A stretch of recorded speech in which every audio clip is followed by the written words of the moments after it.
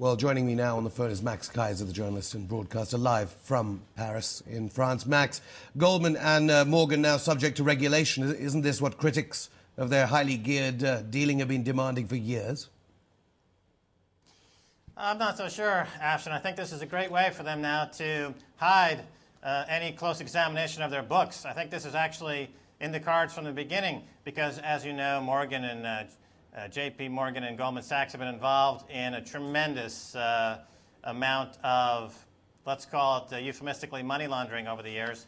And now by becoming a commercial bank, I believe that this is going to insulate themselves from any real close examination because they're going to be behind the firewall, behind Hank Paulson's firewall. You know, Hank Paulson has effectively hijacked the U.S. financial system. He's no different than the 9/11 hijackers as far as I'm concerned.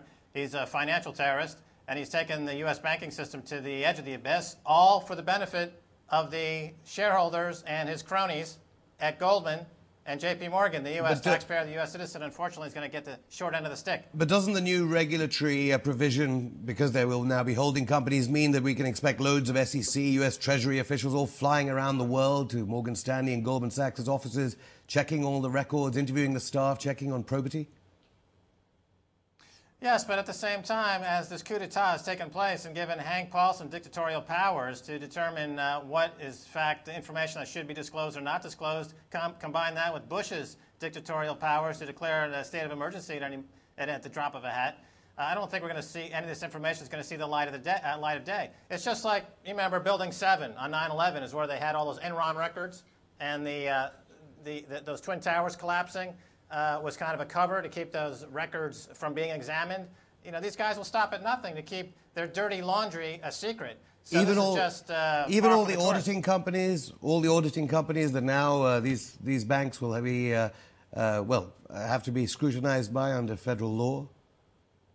What auditing companies? The ones that have been discredited for the last 10 years and gone out of business, like Arthur Andersen, who's auditing Enron, for example. The auditing companies, the rating agencies, the Treasury Department, the Federal Reserve Bank. This is a criminal syndicate. This should be investigated under RICO. These guys are wholesale thieving of trillions of dollars. The rest of the world, unfortunately or fortunately, will wake up to the fact that they should probably get out of the U.S. dollar because that's the only tether between the rest of the world and this criminal syndicate on Wall Street headed up by Hank Paulson. So once they figure that out, the dollar goes into permanent decline, and the rest of the world will escape this nightmare of U.S. banking. You know, Hank Paulson has become kind of like a Colonel Kurtz character. He's gone insane.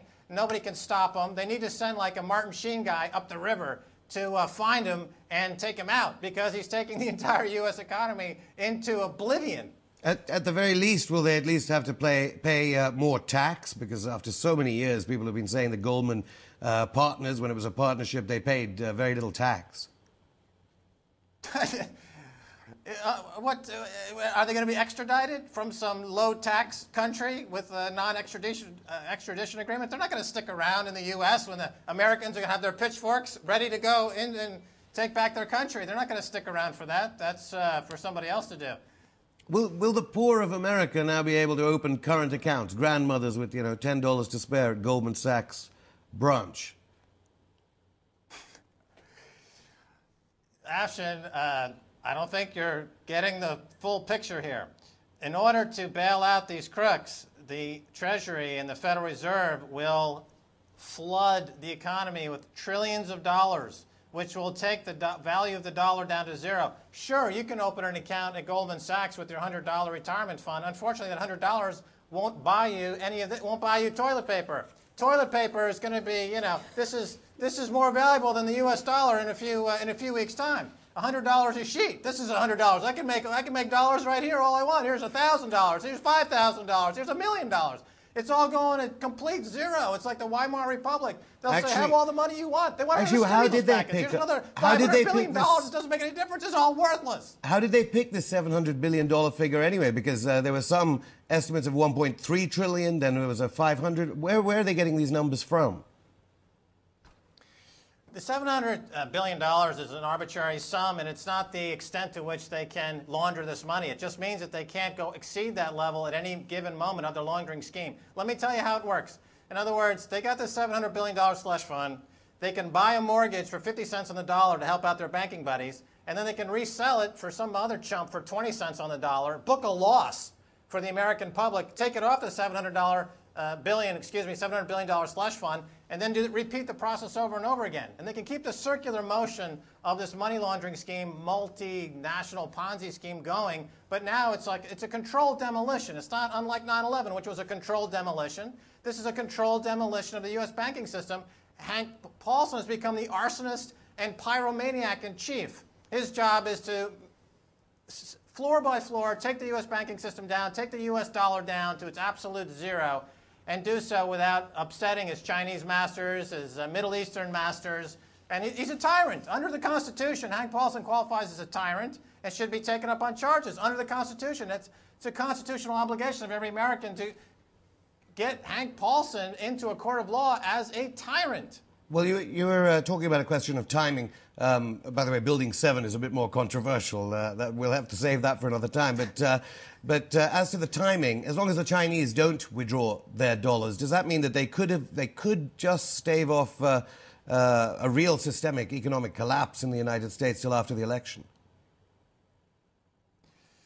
I think that the word from China was that they were going to start dumping U.S. dollars.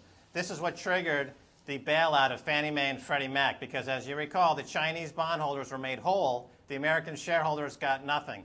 Interestingly enough, Afshin, Lehman Brothers was allowed to fail. And Lehman Brothers, of course, had a few $100 billion worth of bonds with Chavez, Hugo Chavez at Venezuela. So America was saying to Hugo Chavez of Venezuela vis-a-vis Lehman Brothers, we're not going to bail you out, but we'll be happy to bail the Chinese out. Of course, the U.S. shareholders get nothing. As long as they keep consuming, that's their only job in their country, is to consume themselves until they can't consume anymore. And of course, that's why the Republicans are against abortion, is because they don't want to do away with any more consumers. They need those consumers to keep eating donuts and liquor and gambling. This is what keeps the GOP going. So they're against abortion because, of course, they need more consumers to keep their coffers filled with more drug addicts, drunks, and gamblers. Max Keiser, journalist and broadcaster. Funny you mentioned Venezuela. I think that's our next story, how the Venezuelan connection hit Lehman Brothers. Well, warships are on their way from Russia. Thank you very much, Max Keiser.